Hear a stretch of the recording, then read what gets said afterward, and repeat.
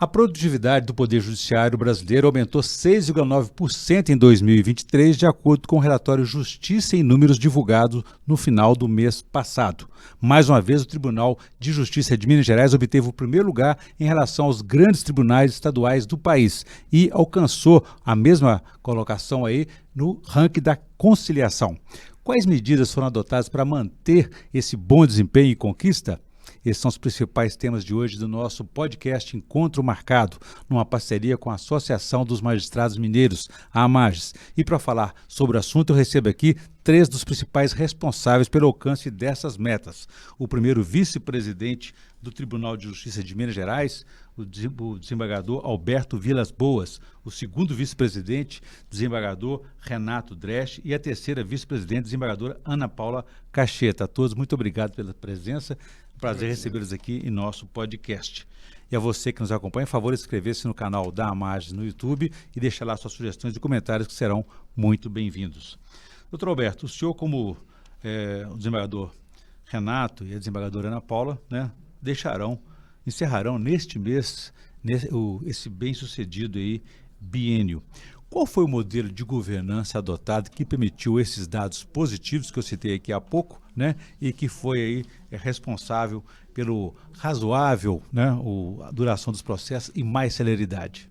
Eu creio que o trabalho coletivo que cada um de nós desenvolveu no contexto das suas áreas de atuação foi um contexto de engajamento, sim, dos servidores e dos magistrados. Porque a justiça só consegue produzir bons números quando ela tem um bom plano de trabalho para ser executado e ela conta com esse apoio essencial dos servidores, porque sem eles o sistema judicial verdadeiramente não funciona, e principalmente também com o juiz, né? Os juízes que precisam estar conscientes do volume de trabalho que é muito grande, né? que está no contexto do sistema judicial brasileiro. O sistema judicial brasileiro hoje, proporcionalmente, é o que mais tem processos em tramitação. São quase 84 milhões de processos tramitando na justiça. Nós tivemos o relatório da Justiça em Números de 2024, né, relativo a 2023, menciona que 35 milhões de novos processos ingressaram no sistema, ou seja, houve um aumento com relação a 2022 de quase 10%. Então, os juízes têm um índice de produtividade muito elevado, ou seja, a cada ano que se passa, o próprio relatório mostra que a produtividade do juiz está aumentando ano a ano. Uhum. Então, isso tudo é parte de um processo, né, assim, de reconhecimento da função vinculativa dos precedentes, da necessidade da justiça ser um pouco mais previsível, né? A necessidade de estimular a conciliação, que a desembargadora Ana Paula certamente vai tratar aqui posteriormente. A revisão do papel do juiz. O juiz hoje não é só alguém que se limite a julgar processo. Ele fundamentalmente é um ator jurídico que deve estar preocupado também com a prevenção dos litígios, né? Com a estruturação de decisões para que se consiga encontrar soluções complexas para casos complexos, né? Então, eu creio que esses resultados eles são fruto justamente desse trabalho cooperativo, né, que deve existir entre a primeira e a segunda instância e entre os órgãos da administração do tribunal como um todo. E falando em aprimoramento, nós temos que ouvir, então, o desembargador Dresch, que é também, como vice-presidente, segundo vice-presidente, responsável e superintendente da Escola Judicial, desembargador Edésio Fernandes, que teve uma atuação importante para esse aumento da produtividade e da qualidade. Quais são esses meios que foram usados, recursos usados para alcançar e superar esses desafios? A escola tem trabalhado para ter algum empoderamento, tanto de magistrados como de servidores. Inclusive, começamos um curso agora de gestão judiciária, um curso de especialização lato sensu, para demonstrar que o juiz deve ser um gestor também. O juiz, sendo um bom gestor, ele consegue aumentar a produtividade. E a escola tem trabalhado também para tentar trazer aos servidores e magistrados, deixando muito claro, nós não somos uma peça do Poder Judiciário, nós somos o próprio Poder Judiciário. As nossas ações, elas na verdade, elas elas atingem melhor a sociedade como um todo. Então, por conta disso, temos tentado empoderar todos eles, dizer que nós somos o Poder Judiciário, e quando o magistrado, como servidor, incorpora isso, como ele sendo o ator principal, eles sendo os atores principais, então eles acabam tendo produtividade, que... Compromisso todos nós temos obrigação de ter, mas o comprometimento é um plus em relação ao compromisso. Isso tem sido demonstrado no Poder Judiciário de Minas Gerais, tem demonstrado que temos conseguido realmente trazer esse plus para ter um comprometimento com o serviço público, até porque a nossa função primordial é de construir uma sociedade mais livre, mais justa e mais solidária. E o Poder Judiciário tem percebido isso como objetivo fundamental da República Federativa do Brasil. A escola realmente tem trabalhado muito, ações humanos sociais também, levar os servidores, mostrar para eles. Temos feito inúmeras ações no interior, fizemos 4 núcleos regionais da escola e visitamos 24 núcleos. Visitamos para demonstrar que a escola está no interior, vocês fazem parte do Poder Judiciário. E se sendo empoderados, isso tem sido muito um reflexo muito positivo para a Escola Judicial, para o Tribunal de Justiça. Muito bem. Doutora Ana Paula, a senhora, desde o início da gestão, adotou a consensualidade, a cultura de paz como pilares importantes aí na condução do Centro Judiciário, né, de Solução de Conflitos e Cidadania, o CEJUSCs, né? Pode-se dizer que aí a responsabilidade por esse aumento, por essa manutenção desse ranking na conciliação brasileira? Olha, sem dúvida, nós tivemos uma gestão colaborativa.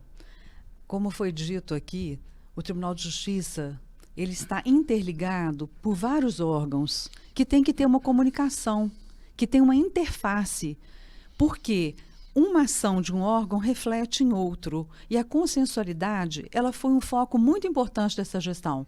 No início da gestão, assinamos um pacto pela cultura da paz. Convidamos as instituições do Estado de Minas Gerais, o Ministério Público, a Defensoria Pública, a Advocacia Geral do Estado e a OAB, para que firmássemos esse pacto logo no início da gestão, fomentando políticas, trazendo para uma mesa de diálogo alguns fatores importantes. Por exemplo, nós vamos dar um exemplo aqui.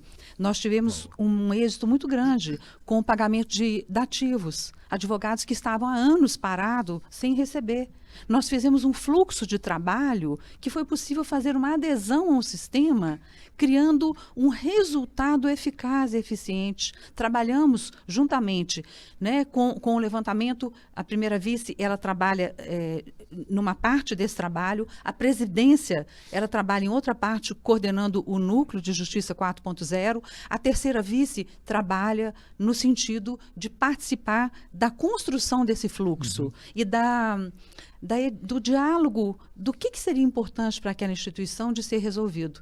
O êxito foi excelente, 11 milhões de reais o governo de Minas pagou dessa forma. Nós tivemos também, agora implantado, está em andamento, férias prêmio, por exemplo, e adicional noturno do Executivo, está sendo também no mesmo sistema. Nós tivemos o florescimento dos CEJUSCs nas 298 comarcas, porque, como foi dito, nós não temos mais aquele magistrado que tem que ficar só sentado na mesa dele. Como foi dito pelos colegas, o magistrado e a magistrada, eles têm que caminhar, eles têm que sair da mesa, eles têm que dialogar, conhecer a sociedade, levar serviço. E o que é interessante, a senhora falou, doutora Ana Paula, que além de incentivar a conciliação, a mediação, também teve o protagonismo de promover essa conciliação. Sim, porque nós fizemos reuniões muito importantes. O volume de audiência, não vou trazer aqui agora, mas nós tivemos oportunidade no tribunal de fomentar a conciliação no segundo grau também. Então, os processos que eram possíveis ser remetidos ao CEJUSC segundo grau, eles eram remetidos. A construção desses acordos não é noticiada, mas às vezes a gente demora 8, 10 audiências para conseguir fazer um acordo. E às vezes não conseguimos. Então, assim, é um trabalho hercúleo, árduo, de muitas mãos. A gente consegue interiorizar também, motivando o magistrado que está com um processo mais delicado, que está com um processo mais difícil, a remeter ou então a nos pedir auxílio para que uma equipe se desloque, para que esse processo de grande repercussão, uma ação civil pública, por exemplo, que ela envolve uma gama muito grande de pessoas. Nós tivemos um caso muito interessante que houve destravamento no norte de Minas, na comarca de Rio Pardo, de matrículas que estavam paradas. Fundiária. Exatamente, a regularização fundiária. Muito bem. Então, os títulos, hoje, eles vão ter uma repercussão em 40 Bacana. famílias, 40 Muito mil bom. famílias. Eu quero voltar a esse tema com a senhora daqui a Sim, pouco. senhor. Né? Tá. E, doutor Alberto, o senhor, na primeira vice-presidência, recorreu a 2 formas de inteligência para alcançar essas metas. A inteligência humana, no caso aí de recorrer aos precedentes, né, disponíveis, né, e também a artificial, recorrendo à tecnologia, à informatização. Foram, sim, implantações de fácil adesão? Eu creio que sim. Os juízes, em geral, eles não têm restrição a aplicar os precedentes. Isso eu pude observar de várias ações educativas que desenvolvemos em parceria com a Escola Judicial, desvendando precedentes, que nós realizamos mais de 30 encontros quinzenais durante esses 2 anos, em parceria com a escola, cursos de aprofundamento nessa matéria relativa aos precedentes, a importância das ações coletivas como forma de contenção das ações individuais repetitivas. Os juízes, em geral, eles desejam aderir a essa proposta, porque isso é uma forma de tornar, como eu já disse anteriormente, as decisões judiciais mais previsíveis, né? A imprevisibilidade das decisões judiciais, ela deve ser deixada para aqueles casos isolados, em que não se tem uma jurisprudência já construída, não tem padrões decisórios já construídos por tribunais superiores. Então, aí é possível que exista essa variação. Mas nos casos repetitivos, em que o Tribunal Superior já interpretou a questão jurídica, já ofereceu todos os argumentos jurídicos necessários para a solução da causa, o juiz, em geral, ele deseja fazer com que isso se implemente na primeira instância, porque os tribunais constroem os precedentes, mas quem os aplica na realidade são os juízes e os desembargadores que estão no chão de fábrica, vamos assim dizer, né?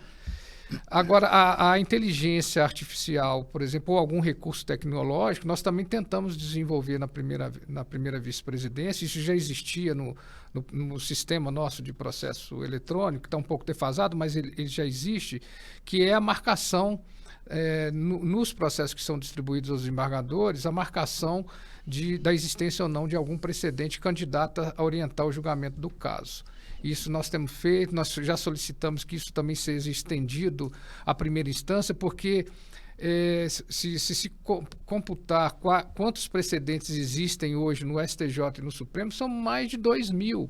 Então, isso dificulta muito para o juiz, com esse volume muito grande de processos que ele tem para administrar na primeira instância e nós também na segunda, isso dificulta muito se não houver um auxílio tecnológico que já te permita saber se é possível, pela leitura das peças, das palavras-chave principais do processo, se é possível já identificar um precedente, isso facilita muito o papel para o juiz de primeira instância. Doutor Dresch, falando então em tecnologia, nós chegamos aí até a uma discussão polêmica sobre robotização. Como é que o senhor está preparando tanto os novos juízes, as novas juízes, e na formação continuária que o senhor trabalhará também, para essa questão? A robotização está batendo a porta, nossas ações serão julgadas por robôs?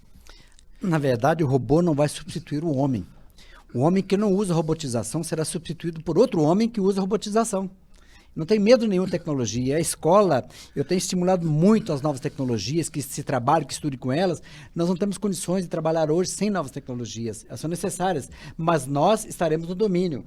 Na verdade, o sistema robotização é binário. Ele não tem as emoções que o magistrado tem.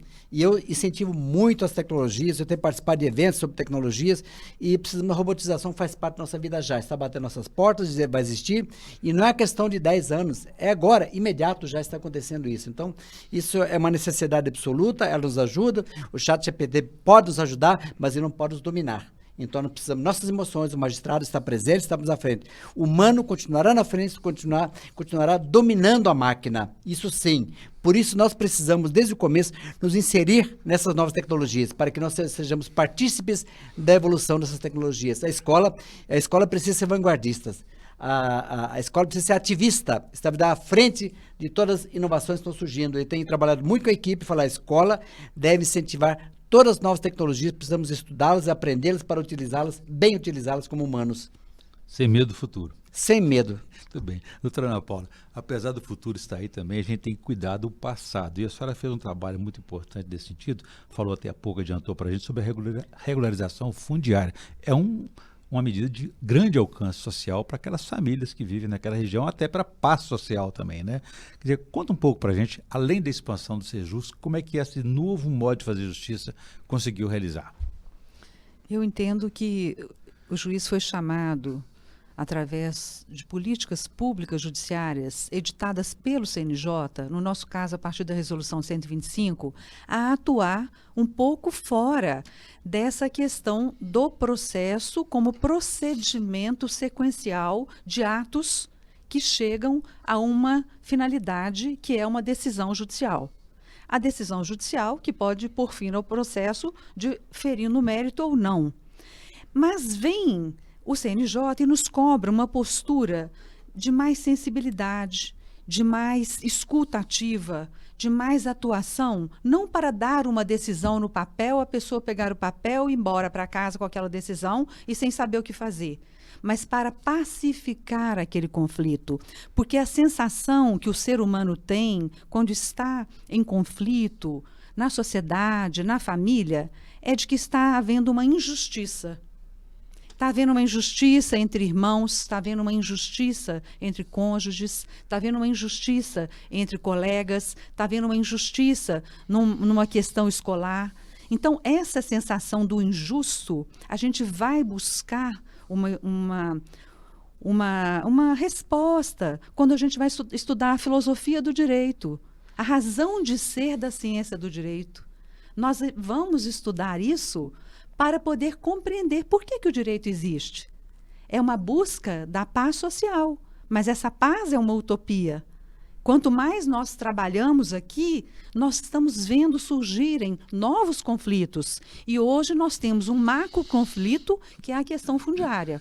Por quê? São ocupações irregulares, são cidades que cresceram de forma desordenada e que as pessoas, elas têm a posse, mas não pode fazer um financiamento com aquele direito de posse, não pode vender de uma forma regular, vivenciar viver o direito na sua integralidade.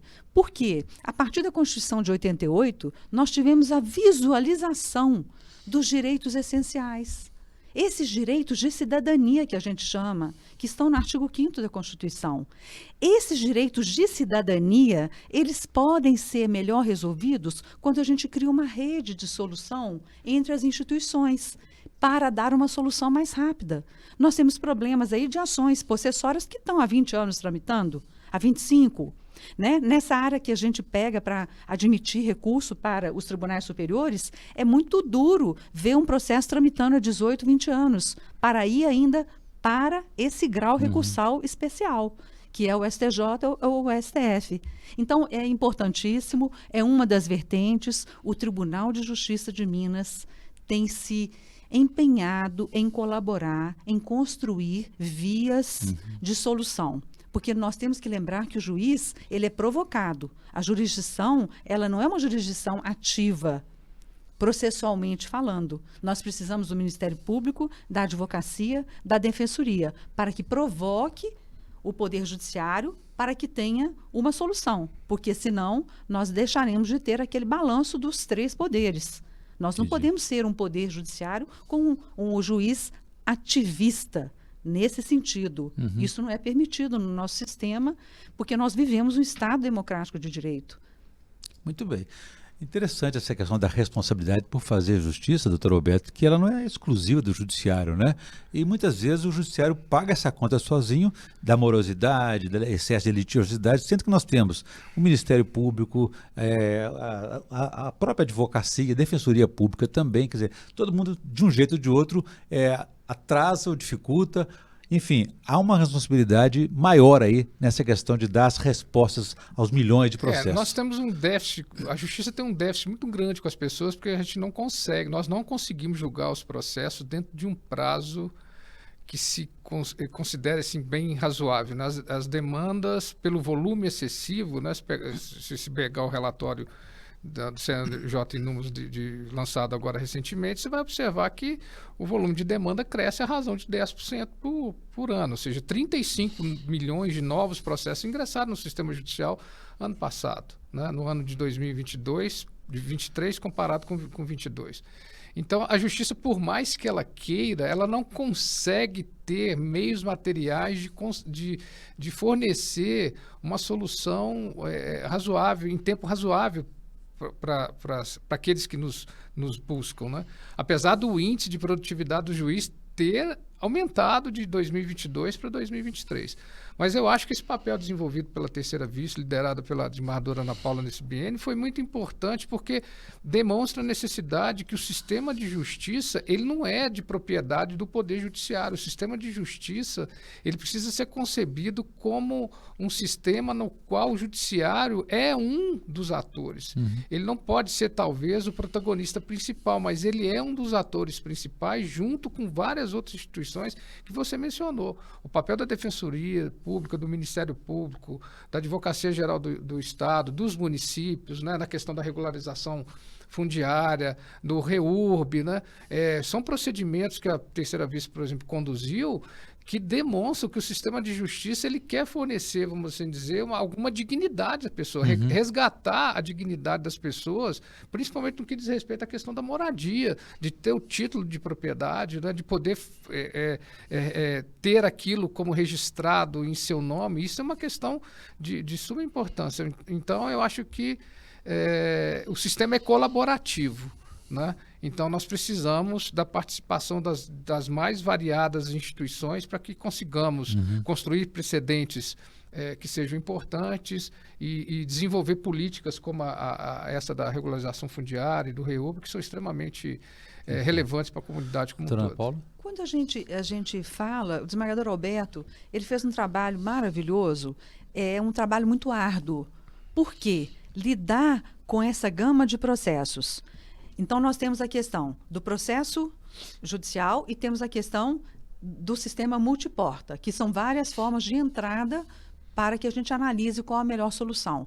Mas ele lida com uma questão que eu acho importante falar, da lide predatória. Isso toma um tempo do judiciário, porque o magistrado, o servidor, ele gasta um tempo incrível tentando identificar onde está a lide predatória. Eu acho importante a gente falar disso, porque isso contamina o bom serviço que nós buscamos prestar. Porque a dedicação é extrema de todos nós, os servidores. Eu gostaria, Aurion, de que ele nos falasse uma pincelada dessa questão, que eu acho que ela traz uma visão negativa para a sociedade. Hoje o sistema de justiça ele é muito acossado por lides, vamos assim dizer, frívolas, né? Assim, demandas que poderiam ser reunidas num contexto de um único processo, demandas muitas das vezes fraudulentas, ajuizadas com base em documentos falsos, baseado em procurações que não foram emitidas pelas partes que estão ali arroladas como autoras daquela demanda. Então, o modelo judicial hoje, ele exige do juiz uma preocupação desde quando o processo ingressa no sistema judiciário. Ele precisa ser triado para que se consiga identificar se existem traços de litigância abusiva, que se distingue da litigância repetitiva. A litigância repetitiva ela é legítima. São pessoas, distinto, né? São consumidores que foram ofendidos, danos causados a um grupo X de consumidores. É natural que cada um deles vá procurar a reparação que entende justificada por ações individuais, né? Mas existem situações em que a litigância ela é artificial e isso contamina muito o sistema judiciário. Guardar as devidas proporções, a gente entende um pouco isso na comunicação com as fake news também, né? O processo falso. Doutor Dresch, a questão do déficit de juízes no Estado, né? Agora o tribunal vem de nomear 64 novas juízes, que o senhor está até preparando para entregar para as comarcas, né? Isso aí pode contribuir para essa redução desse déficit aí. Nós estamos no estado continental, 853 municípios, hein? Nós temos hoje muitas comarcas sem juiz, mas só quero fazer uma observação em relação às leis predatórias, às demandas predatórias. O robô já entra aí, o robô que identifica. Você veja a importância da tecnologia, né? Mas, enfim, 64 magistrados estão hoje no curso de formação inicial. Isso vai dar uma aliviada no estado como um todo. Imagina 64 magistrados trabalhando, foram nomeados, e isso realmente dá uma amenizada em muitas comarcas sem juiz, sobretudo que nesse ano de eleição municipal. Temos esses magistrados atuando, eles já dia 9 de agosto devem estar na comarca já trabalhando para atuar já no registro das candidaturas para os municípios, né? Foi um concurso muito trabalhoso para nós, porque hoje todos os concursos, seja de cartório, seja de servidor, seja de magistrado, tem recurso para tudo, reclamação do CNJ, e tivemos alguns percalços por conta disso, né? Graças a Deus o tribunal demonstrou que estava com lisura o concurso e todas as demandas apresentadas foram negadas. Nós fomos vencedores nas nossas teses apresentadas. Mas, enfim, isso vai dar uma amenizada, vai dar uma melhorada. E nós percebemos que magistrados novos que estão aí estão animados, estão de forma positiva, estão realmente querendo contribuir com o Poder Judiciário, né? E nós realmente podemos sim fazer. Como a desembargadora Ana Paula falou também, lembrando, que não adianta acabar com a demanda, precisamos acabar com o litígio. O litígio se acaba, sobretudo, com a conciliação e a mediação. Esse é um trabalho muito interessante que o terceiro vice-presidente está fazendo, né? E a Escola Judicial está aqui no meio também para preparar as pessoas. Nós precisamos ensinar os magistrados também a serem conciliadores. O magistrado tem que saber que ele é gestor, é magistrado e é conciliador, sobretudo. Nisso sim podemos melhorar a nossa sociedade. Doutor Alberto, então, por favor. Eu acho que o papel do juiz nas comarcas, no que diz respeito à conscientização das pessoas sobre a importância da justiça, é muito grande, porque as pessoas hoje estão muito viciadas no sistema judicial. Todos os problemas que... Por qualquer motivo? Qualquer motivo justifica o ajuizamento de uma ação.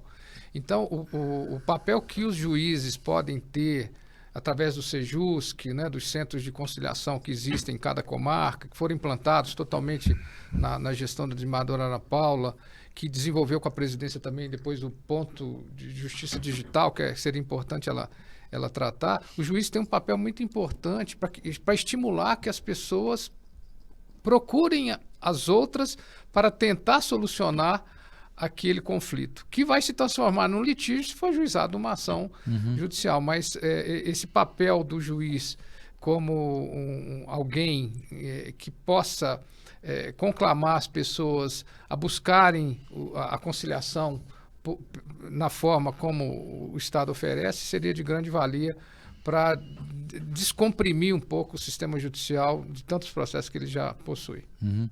Doutora Ana Paula, só quer fazer algum comentário a esse respeito? Eu queria até saber o seguinte, se esses novos juízes, esses novos juízes, essa decisão de equipar, né, de prover mais essas comarcas no interior, qual a relação que isso pode ter, por exemplo, com a criminalidade? Porque não havendo juiz, a situação da criminalidade fica numa situação de impunidade. Isso pode favorecer? Eu entendo, sempre entendi que a presença do magistrado na comarca é essencial. O magistrado detém o poder de polícia. É uma coisa que a gente fala pouco. Mas eu sempre entendi dessa forma, porque o delegado precisa tomar atitudes, ele vai requerer ao magistrado. O promotor precisa tomar outras atitudes durante o curso do inquérito, vai requerer ao magistrado. A sensação de segurança do magistrado estar na comarca, pela rapidez, pela presença, pela autoridade que representa, é o que o desembargador Dresch falou. Cada magistrado, cada servidor, ele tem que estar imbuído. É uma família do TJMG. Ele representa a parcela de poder que é destinado ao Poder Judiciário como um todo.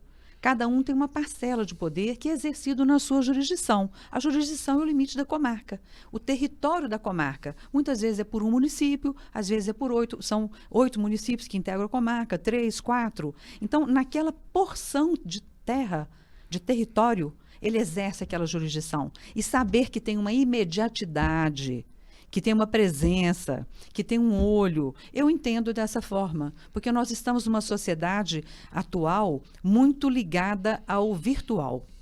E nós precisamos resgatar o presencial. Meu sentimento saindo dessa gestão, 2 anos dedicada a essa questão de uma competência mista que eu tenho jurisdicional, de admissibilidade recursal no criminal e no direito privado, e de uma competência de gestão de gerenciamento, estruturação de conciliações, eu estou entendendo que o ser humano precisa conviver com o ser humano, porque o ser humano está aprendendo a conviver com interagir com o seu computador, com o seu iPad, mas ele não está falando bom dia, ele não está falando boa tarde, ele não está olhando nos olhos do colega de sala, ele não sabe por que a pessoa faltou, ele não sabe por quê, quantos filhos tem, quais os sonhos. Adoro falar de sonhos. Você, quando fala de ser humano, você tem que saber que sonho que aquela pessoa tem. Né? Tem um sonho, o servidor quer ser magistrado, o que eu posso fazer para ajudar aquele servidor? Nós temos que lidar com o aspecto do ser humano, a meu ver, no meu sentir.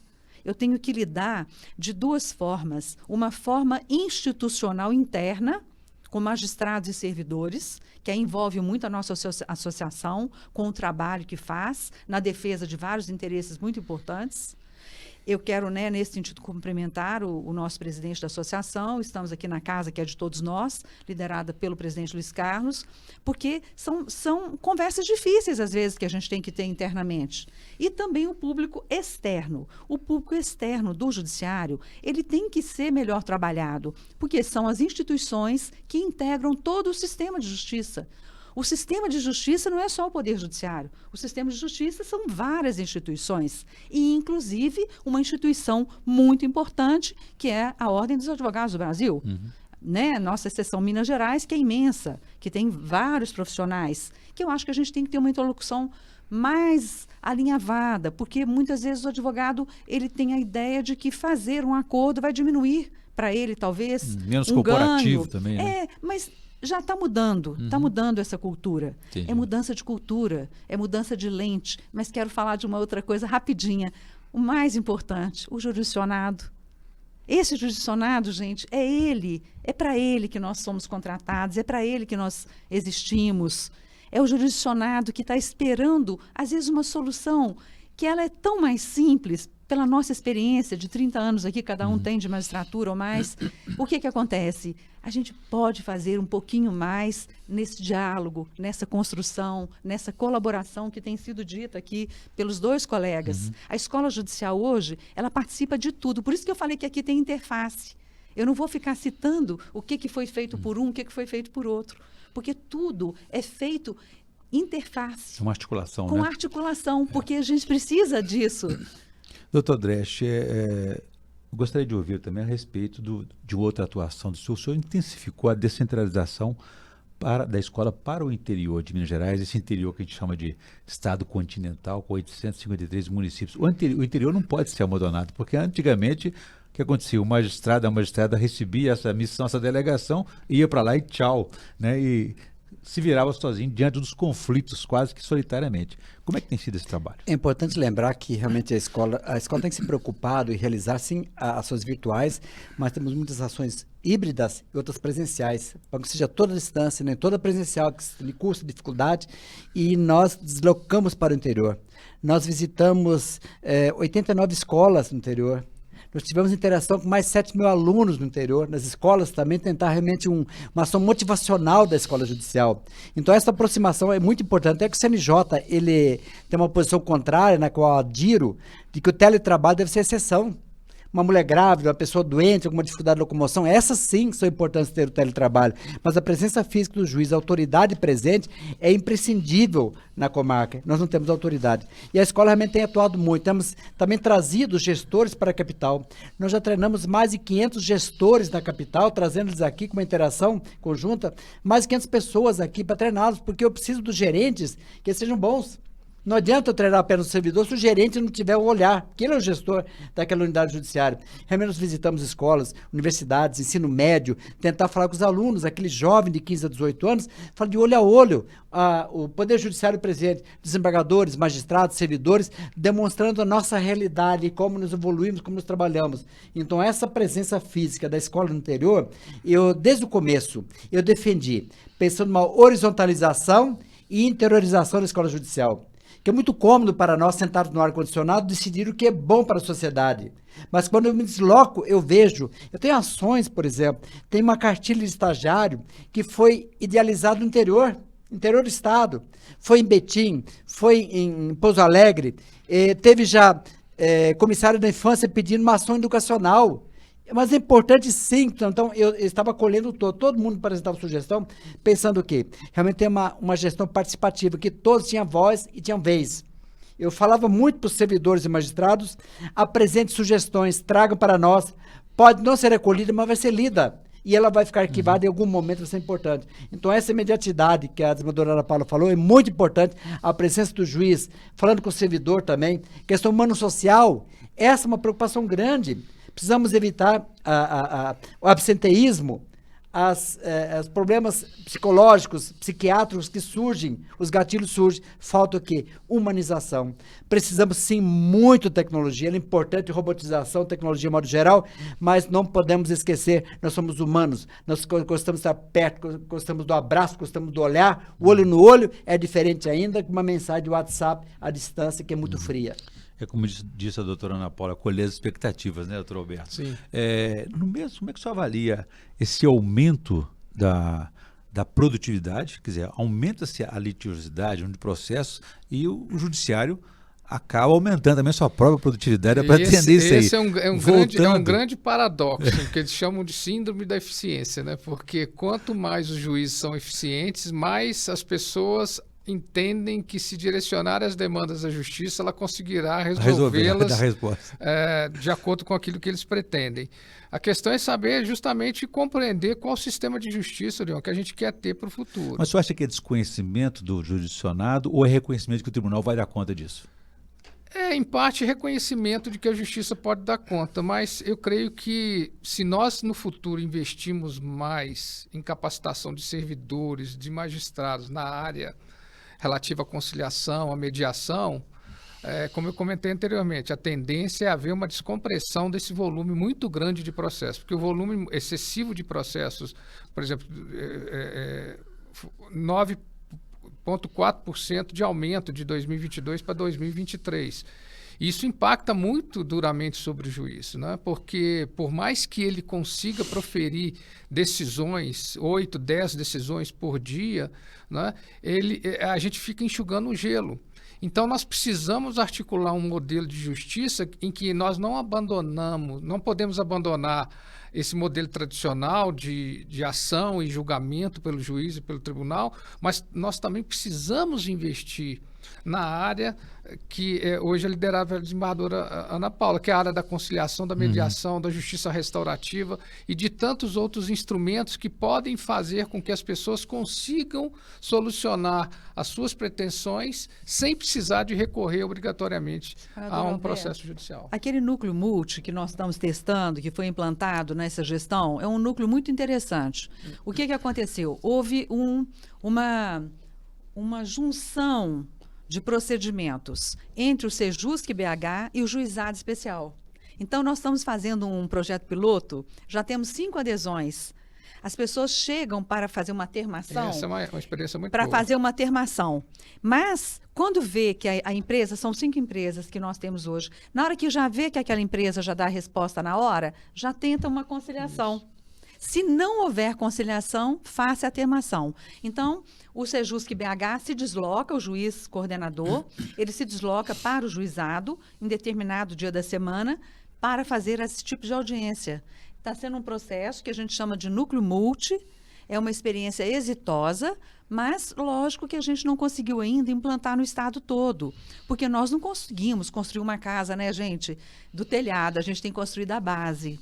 Então, nós temos que construir da base, edificar, e os tijolos estão sendo colocados de uma forma mais segura para que tenha eficiência. Está dando muito bom resultado em Belo Horizonte. Muito bem. Nós estamos na reta final da nossa entrevista. Eu gostaria de ouvir, então, as considerações finais do senhor. Doutor Dresch, por favor, lembrando que o senhor está fazendo investimentos ali na Escola Judicial, na área da gestão para os magistrados, e também está até conseguindo, inaugurando uma sede própria para a escola, né?